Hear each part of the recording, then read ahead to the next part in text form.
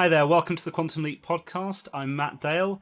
I am super thrilled today because I've been joined by a guest artist from one of my favourite episodes from the original series. And it's an episode that we've never been able to speak to anyone that was directly involved in. So I'm really looking forward to this. I've got with me here Daniel Fields. Welcome, Dan. Thank you for having me. Thanks for joining us. Now, Dan's in, I think, correct me if I'm wrong, you're in two scenes in the episode. You're in the club when Jane freezes up halfway through one scene, and then also back at the end when she has her big moment where she gets to sing. Yeah. So if I could start just by sort of taking us a bit general and maybe tell me a bit about what life was like for you in 1991. So I'd been in a bunch of bands doing different stuff, not always guitar. I had some keyboard stuff. I was doing sound effects, things like that. And I had a nighttime job as well. So I was working midnight till 8 during those days. So I had the nighttime job was computer stuff, which is what I'm still doing. So I failed at the guitar piece, but my roommate was a sound engineer over at Mike Post Studios, and Mike Post wrote the theme song for Quantum Leap, and so we had a connection there. And they recorded all the music that you hear as the band's music was also recorded at Mike's Studios. So when they needed people for the show, they went ahead. A couple of the guys that were actually playing in the band that got recorded. Like the main singer, keyboard player, that's the actual guy who played on the tracks and stuff like that. And I think the drummer was real, but the bass player, who was my roommate at the time, and myself were just called in to come stand in and fill in for that for the show, and that's kind of how I got involved. But again, this was 30 years ago, so I was a young kid, and extra work didn't pay a lot of money. It was like $30 a day, but this particular job we got through the musicians union. So we got musicians pay for the day. So think of 30 years ago, like a young kid not making much money suddenly got $800 for a day's worth of work. It was kind of a nice day. So wow, that's great. Yeah. So was this specifically a Quantum Leap thing for you? I mean, if I go and track down a load of films from 91, am I going to see you popping up? I was in an episode. There was an episode of Blossom. It was like it's like an extended episode. It was after they made it after the Madonna Truth or Dare movie had come out, so it was a parody of that. It was done in black and white, and she had a band and again I'm typecast as the guitar player. So I went ahead and did that, and there was a couple. I worked for a production company that did I wouldn't even call them B-level action movies. They were like C-level action movies. And so, in some of those things, you're there to go get sandwiches and hold a light, and every now and then you're in the film, So that's there's a few of those as well. But most of those things don't get a credit, or they don't show up on any list of stuff. Like if you look up the credits for Quantum Leap, you won't find me there, but you definitely see me in the scene, So it's one of those things. Yeah, I think the first time that I'd heard your name was when you popped up on Facebook, said, "Hey, I was in this," and I looked at the scene. It's like, I can see a guy there with long hair holding a guitar. That's that was me. So was there? You mentioned you kind of came into this as for doing the recording side, and that was going to be one of my questions. If that was even no. That was actually you and your and so we both play. We both had the capability, but we weren't like session musicians. They hire professional people for that kind of stuff. And at the time we were band guys. This is kind of a different level of thing. And so we kind of we were given a tape the day before of the songs that they had, so we could try and fake it as best we could. And you tried to remember, what they were playing. I mean, they're all sort of classic songs, so you can kind of fumble your way through them anyway. But in case they did anything different with it, the way they recorded them or anything like that. And so we got through that, and there was a lot of waiting around on that set. The set was in a club that had been closed for a couple of years, so it was down in Marina del Rey, and so we just sat outside waiting for shooting, waiting for them to get the scene set, get the lighting done, get all that stuff. And it turned out to be, a very long day. It was, we got there at 8 a.m. and we left there about 10 minutes to midnight. So it was a really long shoot just for those 2 scenes. But again, that was part of the cost of Quantum Leap. It was, every set's a new set, every scene's a new location. So not a lot of repeats. That, I'm just thinking, because at the time I think Quantum Leap was shooting an episode in around 7 or 8 days. So that sounds like a lot of focus on that set then. Yeah. That was maybe in the episode for 5 minutes. It was maybe in the episode for 5 minutes. There was probably about 50 extras dancing, just in the club. And you probably only see about 10 of them at any time.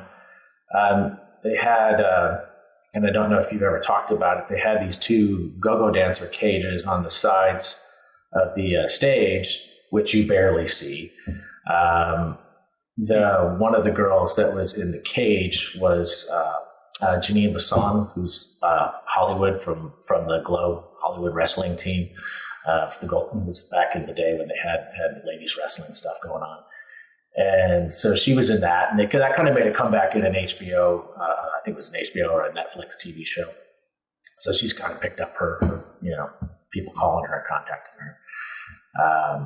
But yeah, she was in it, and you don't even see it. I think at like one point in time you saw like the foot of somebody there. So that was, there was a lot of excess of stuff that really just never made it into the camera. I'm sure a lot of that helps the actors get into the swing of it, just feeling. Yeah, it does. I mean, they did a few things. You never know how they record those and how they get the audio to work, and live music rooms like that. And I had certainly not experienced it, so I thought it was going to be kind of interesting. They gave all of us a little earpiece. When I say all of us, just the band members, a little wireless earpiece so we could hear the tracks. They would play, as you would come in before any dialogue would happen. They would play, the tracks loudly to everybody so they could be dancing in rhythm correctly. And then, and again, to get the feel of the room. But anytime anyone spoke, they immediately cut all the sound down, and you just had to keep dancing like you knew what was going on. And if when the sound came back on, you were off, you just adjusted. So, but for the band members, we could still hear it through a little wireless earpiece, so we could keep track better, I guess. But that was the technical part of it. So were you doing that kind of miming as well? Because I know you're in the shadows quite a bit, so I couldn't tell if you were actually playing. No, we're not. I mean, we don't have any turned on equipment. We had equipment there. It was capable. We plugged it all in. We practiced for a while, early in the day. Right before lunch, kind of during lunch, we were playing. And that was one moment where Scott actually came down and jumped on stage and finished. We were doing like some Doobie Brothers song. And he started singing and he finished that one. And then I think we played one more and then we all kind of crapped out. It didn't make it, so he had to get back to his room. But so we did get a little bit of time with him on stage. It was kind of fun, but he didn't stop and hang out or anything. He just ran through a couple songs and then split. So. Yeah, but it sounds like he actually came and did some songs that weren't even to do with the episode. Absolutely, yeah. The room was empty, so he just sang with us in an empty room. There was no people in there either, so it's kind of fun. That, from everything we've heard, it seems like that man just never slept, never stopped. Yeah, he's what an amazing ball of energy. Yeah, he did seem very. It's one of those things when you're on a set like that. Some people are on all the time, and some people just have the ability to turn it on right when the camera starts. And he just seemed like he was going a lot. Yeah. So. And did you? So you'd already done the recording beforehand? Was that what you were playing along to? Yeah, or was that a temp track? Well, what I was playing along to was the actual recordings that you hear on the show,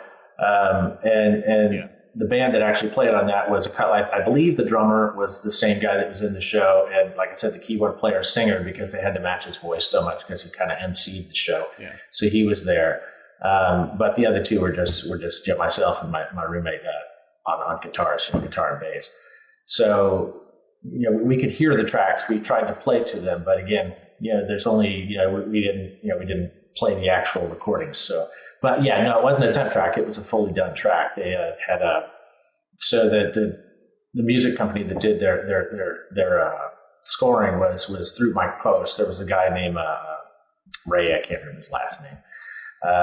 And Ray did he did the episodes for Quantum Leap where Mike did the theme song, which is kind of where you make most of the money anyway. And so that was how that was done. In that process, they recorded all the band music ahead of time as well. One of the interesting things that happened, and I didn't realize it till like a month or two later, when I finally saw the episode on TV, we're watching it, and the lady who played Jane, Penny Fuller, I've got notes here. I'd watched it and I went, wow, that's a little different. And my roommate looks at me and goes, yeah, we didn't, in the end, we didn't really feel that she sang in a rock and roll fashion. It felt too show tuney. So they overdubbed all her vocals. And wow. Yeah. With her or with a new recording of her? They tried to work with her several times and she just couldn't get out of the show tune mode, I guess. And so they used another lady, which is weird because they brought her in because she was a Tony Award, kind of nominated lady. And that was why they brought her there. But then they ended up overdubbing the tracks anyway. Sometimes it's just, the feel for the show, but it's kind of strange. Yeah, it worked well. I mean, it was it sounded really good what they ended up with. So it sounds like the right decision. Yeah. Great. Do you have any other memories of the day that you not so. Again, it's we only did the bar scene. I thought as a it was 1991. So as a young person from 1991, obviously. Being on a set with Robert Pine from Chips, was kind of neat. Every now and then I still see him around for different things, and it's kind of funny just to think that we worked on something. Not that we worked together on it, but we produced. We were both part of something. Yeah. And so there's some things like that. There's we had for that small of a room, for that kind of a shot, we had Robert Pine. We had what's the guy's name? Daniel Roebuck. He went on to do The Fugitive. There were a number of people playing small parts in that show. So at least in that episode, so it was kind of it's one of those things I look back on. It's kind of neat to remember. Yeah, it had a really strong cast in it. Did you get to work or did you interact much with any of them? Or were you kind of at a distance? So it was interesting. We were sitting around, as kind of the band, which was hanging out together, and Daniel Roebuck did spend a little bit of time talking to us and was, checked in on us, see how we were, that kind of thing. And so that was kind of interesting. He was mainly the only one that really had any speaking time with us. So that was, but we also, when you're on a production set, there's usually like splits of where how they funnel people, So if you were in the crowd, you ate at, trailer A, and it was like, basic craft services. Because we were in a union, in the musicians union, we got to eat at the main trailer, and that's where we saw a few more people walking around. And they had like you could order, they had swordfish in there. It was crazy. It was we just ordered whatever we wanted. It was kind of nice. But that's where we saw him and talked to a few other people that weren't necessarily actors, but were working on the scenes, because there were some representatives there from Mike's music group as well that were down there. There was a guy named Greg. I can't remember his last name, but he did a lot of stuff for Mike, and he was there to observe and make sure we looked like a band, we knew what we were doing, that kind of thing, that we weren't misrepresenting Mike Post in some form or fashion. So that was kind of just another thing that was going on there. And then I guess so you worked in the industry a little bit here and there around that time. Yeah. And then what took you away from that? Our primary band that we had finally run its course, and we didn't succeed at that. So that band split up, and at that point in time, I was of a certain age where I had been, like I said, working from midnight to late at this computer job since I was 18, and doing mainframe stuff and things like that. And finally just decided, well, had this job the whole time, and it's provided for me just fine. And if I actually would apply myself at it, I'd probably be okay. So I went ahead and did that, and kind of got out of the music side of it. Whereas the rest of our band kind of went the other direction. They went into the music side. We've had our old guitar player, the guitar player for Alanis Morissette, because we had a couple of guitar players. The drummer, the one that was my roommate that got me in, he wrote music for Mike Post for years, and then he's written probably 4 to 5 different TV shows a year for the last 20 years. So he's been very successful at that as well. So it's been an interesting run of where everybody went. But I was the only one who got out of music and just typed for a living. Yeah.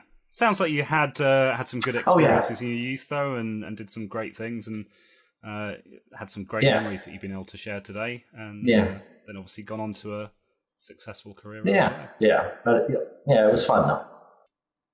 Thank you so much for your time. As I mentioned at the top of this, the Placer thing is one of my favourite episodes. I've got a real connection to it, and it's so good to be able to talk to someone with such clear memories of the episode as well, this many years later.